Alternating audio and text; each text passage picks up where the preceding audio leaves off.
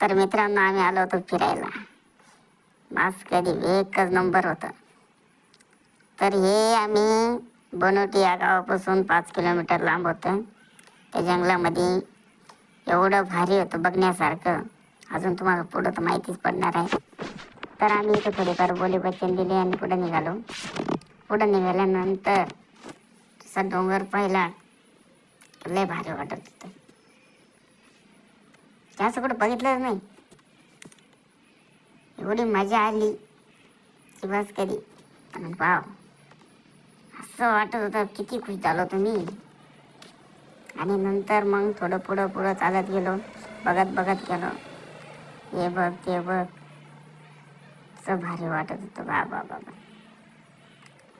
डोंगर बघितले, झाडं बघितले, दगड पाहिल्यानंतर त्याला सांगितलं, व्हिडिओ काढत होतं त्याला बोललं हनुमाननी फेकलाय म्हटलं. त्याला बी खरं वाटून गेलं. तर परत आम्ही पुढं निघालो पुढं मस्तपैकी. पुढं चालत गेलो पुढं नंतर तर बाबा, पाणी वगैरे किती दिसत होते. तर पाणी पाहिलं, नदीला पाणी येलं होतं. आम्ही धबधबा पाण्यासाठी उत्सुक होतो. पुढं निघालो तर इथं मस्तपैकी हे असं होतं बघण्यासारखं जंगल. मग जाळं लटकलं डोक्याला, तर परत ते पण काढून टाकले मी. मग ते पुढं होते दोघे भाऊ बसलेले तिथं थांबलेले होते. म्हटलं यांच्याकडे जाऊ आता, ह्यांना विचारू अजून किती लांब आहे. निघालो पुढं. भाऊ आला, भाऊला विचारलं काय कुठं काय अजून किती लांब आहे. आणि नेमकं त्यालाही भूक लागलेली होती. भूक लागली म्हणून त्याच्या हातात कुरकुरी देऊन दिली होती. तो बिचारा मग खात चालला होता तो पण. आणि एक दुसरा भाऊ तो हाय म्हणून राहिला. आता बघू आपण, आता पुढंच निघालो जे. आता पुढं काय होतं बघा. ते नंतर अजून यांनी माहिती दिली थोडीफार आम्हाला, इकडं काय आहे तिकडं काय आहे. पण आमच्या डोक्याच्या वरती गेलं सगळं.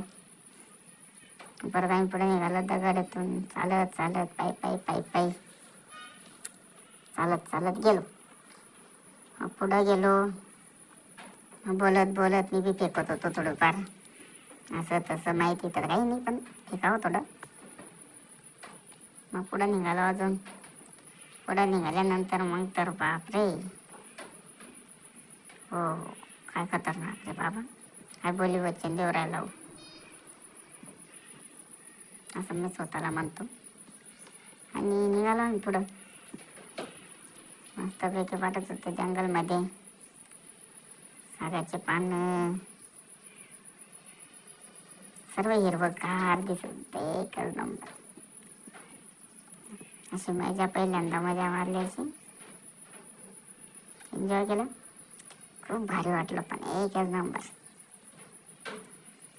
तर मग आम्ही पुढे निघालो परत. तो बाकीच होता, तो व्हिडिओ काढत होता मागून. व्हिडिओ काढत चाललो पुढं आम्ही. ते पानं येतात, किती भारी दिसत होतं बापरे. तर मित्रांनो, आता तुम्हाला पण हेच सांगणार आहे, तुम्ही पण जाऊन या इथं. खरंच बघायसारखं. मी बी आता काय केलं म्हटलं, त्याच्याकडून मोबाईल घेतला, मी व्हिडिओ काढत होतो. माझा भाऊ होता, म्हटलं चला म्हटलं त्याच्याकडनं थोडंफार ऐकून घेऊ म्हटलं आपण. त्याने बी थोडंफार गप्पा गोष्टी मारल्या, त्याने बी माहिती दिली. पण त्याच्या बी डोक्यावरतून गेलं. तो म्हणे चाल पुढं म्हणे. म्हटलं चाल तू चाल म्हटलं, मी येतो तुझ्या पाठीमागं आहे. मी पण मागं पाहून घेतलं. म्हटलं काय वाघ वगैरे येतो का काय म्हटलं. वाघाची तर लय भीती होती आम्हाला. तर वाघ येऊन लागेल म्हटलं. वाघ आला तर कसं होईल.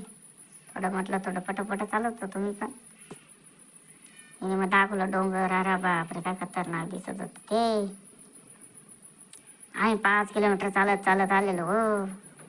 सोपी गोष्ट आहे का मग शेवट तिथं मग लहाना भाऊ तिथं दगडावरती चढला आणि तो म्हणायला लागला माझा फोटो काढ भाऊ म्हणे. मग आता काय मग शेवट मग मला फोटो काढवा लागला त्याचा.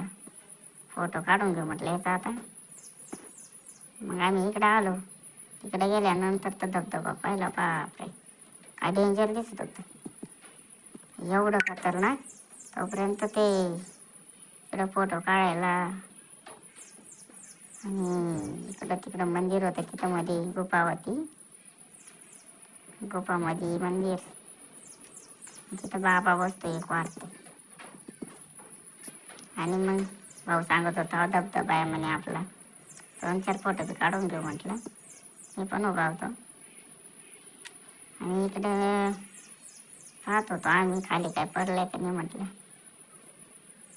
मग इकडं आम्ही शेवट असं फिरवून घेतलं होतं आणि धबधब्याकडे नजारा दिला तर काय भारी वाटत होतं, बापरे किती उंच होते ते. भीती तर वाटायची आम्हाला, पण नजारा भारी होता बरं का. नक्की भेट द्या तिथे, तुम्ही जाऊन या.